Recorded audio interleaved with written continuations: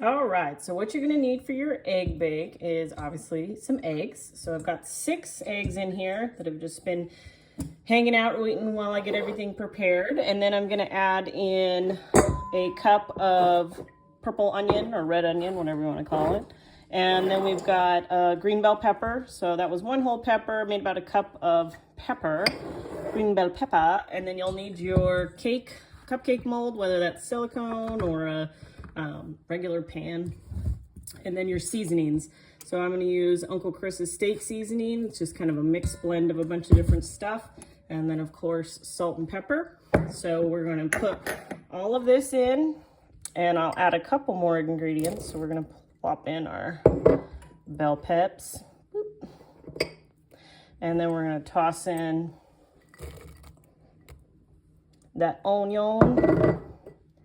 And then I'm gonna have to set down the camera for a sec to add my seasonings. All right, we're back. So we got the seasonings mixed in. We've got everything whisked together. Now you can add heavy whipping cream or milk or however you want to make this a little more fluffy. I'm gonna not do that this time because I'm okay with them being a little flatter and not as fluffy because I'm just kind of going for more of a balanced macro when I do these. So not as much fat. And then what I'm going to do with this cake pan is take my turkey bacon and pull them out and wrap them around each one, almost like a cupcake, you know, paper holder there. And I'll show you what that looks like here when it's all set. All right, now we've got our tray all set up. So I'm just going to ladle in the egg into each little cupcake section, and then I'll pop this in the oven at 350. Takes about 20 to 25 minutes.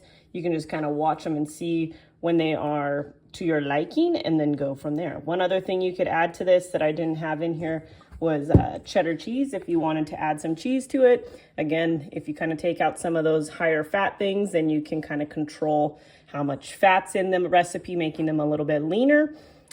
And then the other thing is you could use real pork bacon versus this turkey bacon. If you're trying to be leaner, then you can pick the turkey bacon because it's gonna be not as hard on your macros. So I'll get this all up and we'll see when they pop out of the oven.